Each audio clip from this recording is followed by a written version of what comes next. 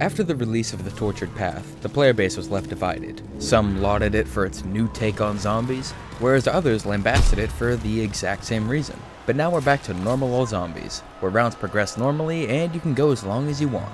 But before we really dig into the Frozen Dawn, let's recap what happened in the downtime since the release of the Tortured Path. And as always, if you'd like to skip this part and go directly to what I thought of the map itself, simply go to the timestamp on screen. Now with that out of the way, let's recap.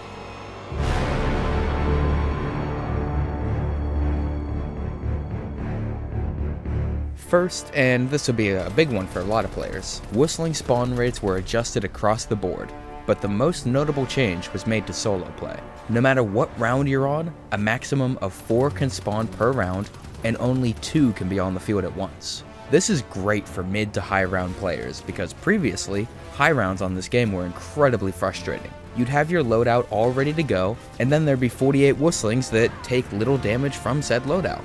The Tortured Path has been slightly rebalanced. Certain objective waves appear to have been slightly retooled for solo play, but even I'll admit, it's very hard to actually confirm that. But what I can confirm is that the damage multiplier is now fully active, regardless of whether you're playing in the public playlist or a solo custom match. This makes the game play a lot better and actually allows for a bit of a varied loadout. It just got boring using the 9mm after a while, you know? New orders and contracts were added. Even if some of these new orders are completely silly, I still appreciate the effort to spice things up. Seriously, survive 3 waves while crouched? Like, why? A new Easter egg where you could temporarily use water damage Tesla guns on the Darkest Shore was added, and then removed when Days of Summer ended. Again, why? On the topic of it, a few more things came with the Days of Summer event. Drowned zombies that would drop fish, and Storm Raven variants of the Hunter, Survivalist, Slayer, and Mountaineer were added, as special orders the player could pick up for a limited time. Do I even need to say it? 6 new weapons were added to the box's global rotation. The Ribby Roll SMG, which has actually proved to be very popular because of its upgraded form. The Mosin Nagant, known in-game as the 3-line rifle, the Automaton, AS-44, Proto X1, and the VMG 1927, which occasionally fires explosive rounds and sets zombies on fire. Another cool thing it can do is overload and crash your game quite easily. So don't use this one until that's fixed. While the new weapons are certainly appreciated, it's kinda gotten to the point where the box is so oversaturated with goodies that it's hard to get what you want without spending thousands upon thousands of jolts. Speaking of weapons, the LMGs have been given new special buffs when upgraded. For example, on an empty reload with the MG15, a protective shield will appear around you and stun all enemies that enter. Kinda like the Pamela Barbarossa or the Engineer's Stasis field from Extinction. New consumables have been added with the Covert Strike community event. The one that will likely pique players' interest the most are the full armor drops and the Delisle guarantee. Personally, I was never into the weapon, but I know that the community really loves this one. And last but not least, shovel weapon kits were finally added. Now you can use those pretty variants in zombies and apply your own custom paint jobs. That's great. And that's all for what's been added so far. But we're still waiting on the variant perk rework and Master Prestige rewards. The latter has been hinted at on a few occasions, but we've yet to hear any specifics about them. I can't imagine it'll be all that much longer. Well, we're all caught up, so I'd say it's finally time to gaze upon the Frozen Dawn. Yeah, I'm happy with that one.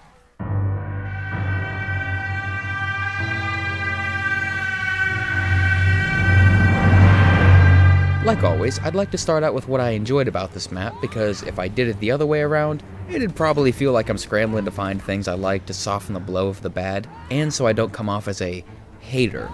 Is that a bit silly? Yeah, probably. Starting off with most of the map's story and lore. The story begins mere moments after the events of the Tortured Path, which, side note, is something I really miss from media.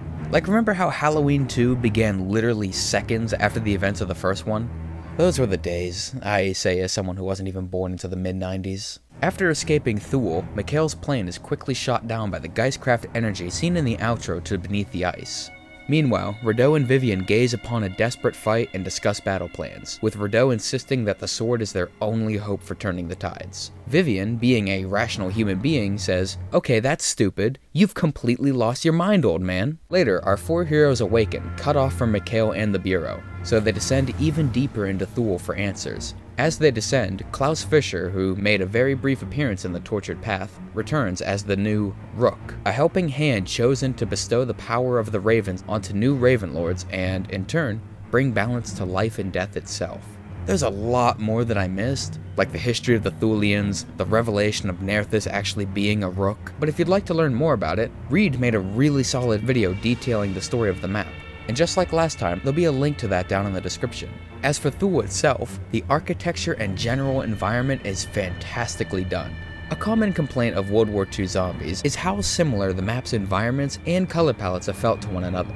It's been confirmed that this was an intentional artistic decision to keep everything feeling connected and grounded to the time period.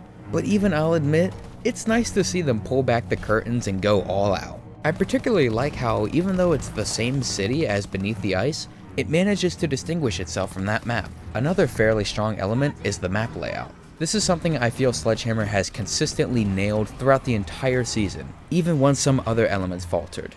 It's again a relatively small map with a lot of twists and turns and close quarters areas, but per the norm it flows well, there's numerous ways to get around, especially if you have the flail, and the spawn points are smartly placed so you don't get overwhelmed too quickly. But my favorite thing about the map's general design is the surprising lack of invisible walls. Like in Die Rise, you can actually fall off the map if you're not careful. I personally really love this, as I feel like it really helps with the immersion. Plus, it's funny when your teammate just isn't paying all that much attention. Once again, the Pack-a-Punch unlock method is quite simple. Simply press a button and take 3 transports. Wait, where have I heard that before? The Dark Room. How could I not mention this? This room is super unsettling, and the low draw distance flashlight only enhances that feel. It just sucks that you can't come back to it later. The Raven weapons. Like the best zombies maps, and Origins, the Frozen Dawn features 4 very distinct wonder weapons so that every player in your party can have one. But unlike some of these previous maps, there isn't one single weapon that completely dominates the others. Previously, it was the Ice Staff in Origins, the Lightning Bow in Der Eisendrache, and the Acid Rain in Raven the Redwoods. For instance, the Thulian Shield may not be the best weapon for offense, but it can completely block any form of attack if held out. Even a Whistling Charge, which kinda surprised me. The Scythe, on the other hand, has fantastic offensive capabilities, but unlike the Hammer's Seeking attack, requires you to get relatively close to make the most out of it. But honestly, the Flail, with its focus on defense, is probably my favorite of the bunch. Or maybe the Scythe. Or the Shield. Or maybe the Hammer. What I'm trying to say is I really like all these weapons. But admittedly, some of the upgrade steps are a bit silly.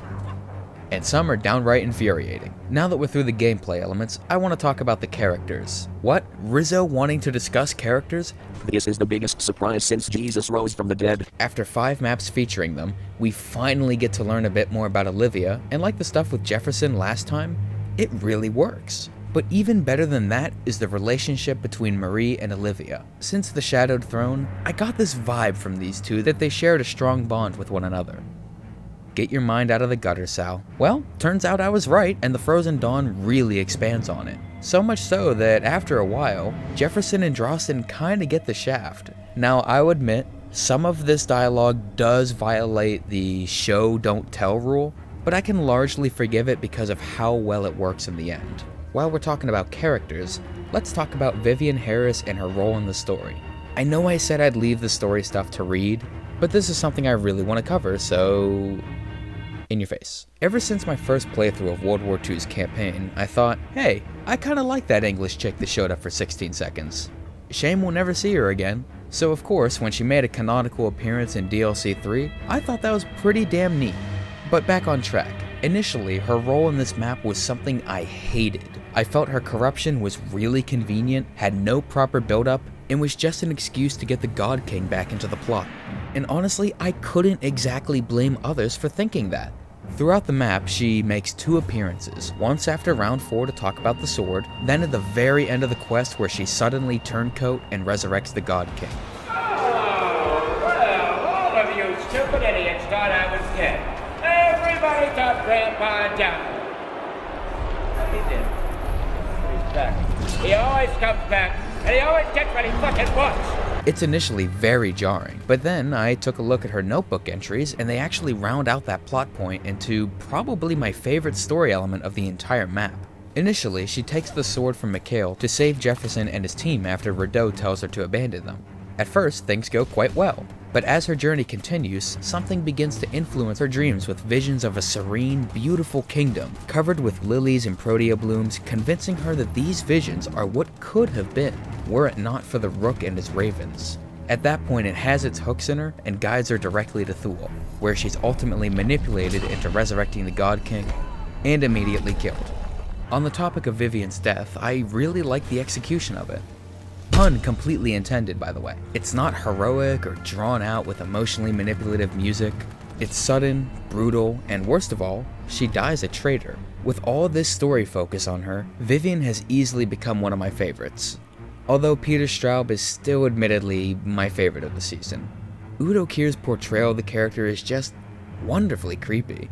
And finally, our four heroes becoming the new Raven Lords. Something about this just feels right. Now with the real good stuff covered, it's time to list off the little things that, on their own, don't really matter all that much, but together, help make the experience just a wee bit better. Marie's model was given an Electro-Schnell holder globally. This means that her winter and default uniform now has this. 4 new special characters were added for the really dedicated players, including a zombie? Okay.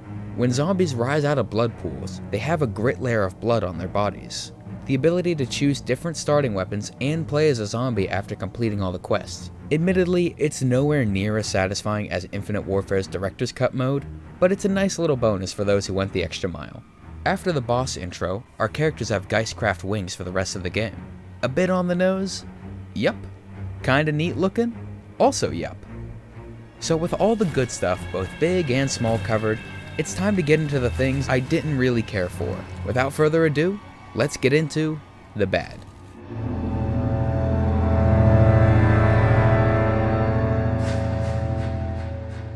Let's start with one of the selling points of the map, the newly awakened Thulians, otherwise known as Corpse Eaters. From a lore perspective, I really like them, but in gameplay, they're kinda underwhelming. I thought that they would be something challenging that'd spice up the gameplay a bit like the Moishlas or Sizzlers, but in normal play, they don't show up all that often, and when they do, honestly, I'd say a bomber is more intimidating. Another gameplay element that I feel falls flat is this map's over-reliance on soul boxes. I get that they're used in a thematic and lore-driven way to show the voracious appetite of Thule, but there comes a point where even I have to put aside the lore and say, okay, this is a bit repetitive. The main quest, while it's not annoying like the Tortured Path or mind-numbingly stupid like Revelations, it occupies a space I feel is much worse, and that space is one of banality. Here's the entire quest: obtain and upgrade the Thulian weapons, fight the God King, and that's it.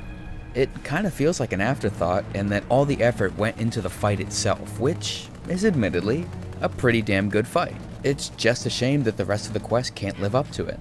The seeming lack of time or budget really rears its ugly head here, especially in regards to QA, because in my experience, there are a lot of bugs in this map. I've been indefinitely stuck in the Pack-a-Punch area, I've been stuck twiddling my thumbs in the dark room forever, the map has crashed on me 6 times, once because I had the audacity to pick up an MG42, and the worst one, the flamethrower exploit. This one was fixed pretty damn quickly, but before that, you could just bring in a flamethrower and kill the God King in less than a minute. The outro cutscene also feels like a chopped up mess. I'm gonna put on my conspiracy theory hat for a second, but I refuse to believe that it was a conscious decision to have literally nothing between Marie and Klaus besides a simple look. Marie's desire to save and reconcile with Klaus was literally the thing that set this entire story into motion. Honestly, it feels like they were under a time crunch and just had to get the primary story beats done in about 20 seconds. Like, there's not even a "Hey, yo, sis, what's up, B?" Speaking of a lack of resolution, there is absolutely no resolution to the world's fight against the undead. Rideau simply says, and it ends there, and we're just left to speculate. I cannot tell you how disappointed I am by this. Most other elements in this map's story are great, we've talked about them, but this really damages the map for me. It feels like the story just cuts off midway through the finale and says, you figure it out. Maybe it was my fault for going in with the expectation of, this will be the map to bring everything together and close this story out completely. I think Pizzeria Simulator spoiled me. That game is my personal gold standard for closing out a story. Now, I understand that the Frozen Dawn might not have been meant to do what Pizzeria Simulator did, and was merely supposed to wrap up this season while leaving the door open for sequels, but it doesn't even do that. So much is left unresolved, and this is my biggest problem with the Frozen Dawn. A lack of resolution. All the pieces were there to provide a fantastic wrap-up, but like I said with Revelations, in the end, those pieces just don't cohere into something all that satisfying. We do admittedly get character conclusions for Vivian, Rideau, and the Raven team members, but that's it. There's still a ton of questions left up in the air. What about the undead hordes? What about Drostin's wife and newborn daughter? How about Marie and Klaus? Did they finally reconcile? Lord knows they didn't really have a chance to in Middleburg. Did Klaus even have control over his actions? Also, what happens to Klaus after the cutscene? Does he just go away because his purpose in the plot is finished? Now, I'm not saying it's anywhere near as offensive as some of the other finales, especially Revelations, but I still can't help but be disappointed regardless. So, we're through what I didn't like. Let's move on to something a bit more fun, the nitpicks that literally nobody but me cares about. When landing a fatal blow on a corpse eater with a shovel, you'll hit it in the upper chest, but its head will still fly off. This is because it's using an animation meant for standard zombies, which are much shorter than corpse eaters. The camera movement on the Thulian Hammer's attack animation sharply resets halfway through, and as a result, every swing looks awkward and unnatural. The mild discrepancies between Vivian's in-game and CGI model. Her hair is parted differently, the clavicle straps lack those gold bits, and oddly, her scarf is a completely different color than the in-game one. Also, she applied a bright red layer of lipstick, but didn't wash the dirt off her face. Okay, that one's a bit ridiculous. Even for me. Why didn't Rideau just tell us his plan from the beginning? Or at least tell Vivian? She is his top agent after all. Or at least, how about you tell her, hey, don't touch the sword. It'll get you killed and it'll ruin everything. I know because I'm a member of the Raven Order, so maybe trust me and don't try to play hero. Okay? Cool. If he did that instead of being vague with his wording, the resurrection of the Burger King, and subsequently, Vivian's death could have been avoided, and everything would have been fine. This actually reminds me of something, but I can't quite put my finger on it. What was it? Oh right! When Vivian dies, I'm fairly certain she has no face posing. This is admittedly a lot less egregious than Straub's death on the Shadow Throne, but it's still distracting once you know it's there. The God King's tassels clip through his cloak when he gets up.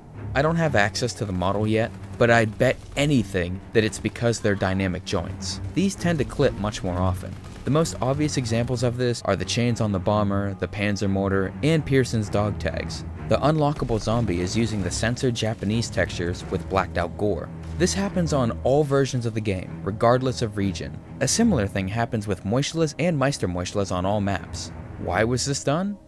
I have no idea. I think Vivian is still using the wrong eye material. After a recent update, ZMP variants of the Mountaineer, that's the Moonraven and Stormraven outfits, use the female body. Saburov's head with a female body is genuinely the most unsettling image this game has ever produced. Is the Bat variant joke overplayed yet? Yep, but I've gone too far to back down now. If the Thulian tubes rip you apart and then reassemble you, how come our characters aren't screaming in agony the entire time? And lastly, the Blade of Barbarossa's material has been globally updated. Not in a good way though. It looks like a complete disaster now. Like, I can't fathom why they'd change it from this cool piece of metal infused with an ancient energy to a glow stick capable of blinding everyone that's ever been born.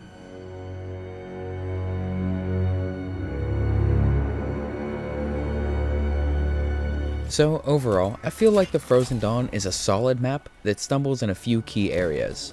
Honestly, this is the map I feel the most conflicted about in the entire season. Like I said, there's some elements in here I absolutely love, like the lore, the map's visual style and presentation, the relationship between Marie and Olivia, and the character of Vivian Harris, but at the same time, there's some elements that hold it back from being the great finale I was hoping for.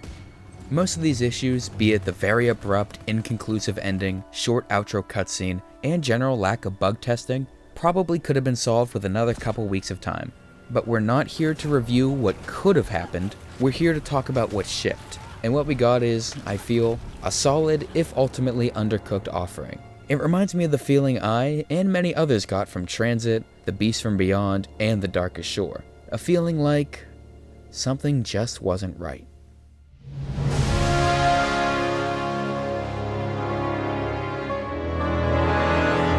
And with that, we've come to the end of World War II Zombies. Honestly, despite a few bumpy parts, I really love this game's take on zombies, which, as I've said before, was genuinely surprising. If you remember my original review of the game from back in December, well, I'll just play the clip. I was 100% convinced that no non-Treyarch studio could do zombies properly, and that this game was going to be terrible. It plays well, especially after the whistling tuning update, has some solid characters, and features a lot of little innovations that I never knew I wanted, like the mods and specials. But easily my favorite thing, I absolutely love the richness of the game's lore and world, even if I didn't always agree with the direction it took. I love how it started off by connecting itself to real-world events and played with ancient legends and the darker, unknown parts of history. However, there were some aforementioned bumpy parts that I feel could be improved on or tweaked in whatever project Sledgehammer decides to tackle next. And some things that I just want to rant about. Easily my biggest personal gripe with the season was the tonal shift. Horror is my bread and butter, so when the season shifted, quite suddenly too, into an epic adventure with some horror elements thrown in, I was naturally quite disappointed. The base game had something special, with its unique blend of horror and action, but after The Darkest Shore, that completely changed. If the story continues in this Indiana Jones-esque direction in the future, I just hope they commit to it from the beginning, instead of bait and switching us midway through the season. The lack of dialogue unless you're playing with a full team. It actually took me quite a while to get all the character development for Raven Team, because I just didn't get a full team together.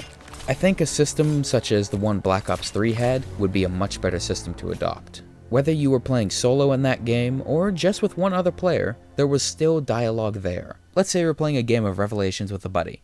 One player's Richtofen, one player's Takeo. There was still dialogue and conversations that would play. But if you played with all 4 players, the same dialogue and conversations would play out, and there'd be even more added onto it with other characters chiming in. This kinda leads me into another problem I had. For as much as I praised the gameplay, and I believe there really is a lot to praise here, there were some decisions that were clearly not balanced for solo. The biggest offenders were the escorts in The Darkest Shore, the safe in the Shadowed Throne, and the entirety of Beneath the Ice's main quest. I understand that the game is meant to be played with a full team, but I feel that the game should also be playable solo, with team play enhancing the experience, not filling the gap of poor balance. While the performances of Darren DePaul, David Tennant, Helen Sadler, and Udo Kier are top-notch, the rest are rather inconsistent, especially Catherine Winnick as Marie. Some of her deliveries are quite good, but some just fall right on their face. What is this? Or this seems to harm anything around me? The consumable system was really bad. Like I said back in December, it feels like a last-minute addition that was simply added because, well, microtransactions make money. Thankfully, it did not impede on the gameplay or provide wildly unfair buffs like Black Ops 3 or IW. And lastly, the most important thing that I feel could be added in the sequel, besides some solo play adjustments, is a library or codex of some sort where the player could view a ton of lore information in-game, instead of needing to stalk Dayton and Warnkey on Twitter. For example, did you know that Drosten had a wife and newborn child? Or that the Necromedic is canonically the smuggler from the Shadowed Throne? Maybe some of you did, but I guarantee most casual players miss these because they're simply not in the game. Personally, I don't mind this all that much, as when I like something, I latch onto it and try to absorb as much information as humanly possible. Yes, I do have a problem, but like with Marie's journal or the zombies timeline, I completely understand why people don't care for this kind of stuff. I feel something like an in-game library would help expand the audience and keep story interest going throughout the season. And, frankly, it'd be a lot more accessible to newcomers. Well, that's all for World War II Zombies. And what an interesting season it was. If you enjoyed and would like to see more, there's a link down in the description with all my other long-form reviews. Whether it's Black Ops 3, Infinite Warfare Zombies, or even Extinction, I've got you covered. And with that, I'd like to take a second to discuss the future of the channel. I know I already did an update video a while back, but just in case some people missed that, you know? I'll likely be taking another break after my upcoming World War II Zombies music video. Now I know I just got back a couple months ago, but I'm not going to be doing nothing during this break. I'm planning on focusing most of my creative efforts into the road reviewed. For those unfamiliar, this is a massive review of Black Ops 1, 2, and 3 Zombies modes, Infinite Warfare Zombies, and Extinction. As for Black Ops 4, it's honestly not something that's really piqued my interest so far. And I honestly don't want to force out content if it's something I'm not passionate about. Because I'm pretty sure you guys have noticed, when a YouTuber isn't into a movie or a game they're talking about, you can tell. That being said, I'm more than open to making a review on the game Zombies if it ends up exceeding my expectations like World War II did. Only time will tell, I suppose. Anyway, I'd like to thank you all for watching, and have a great day.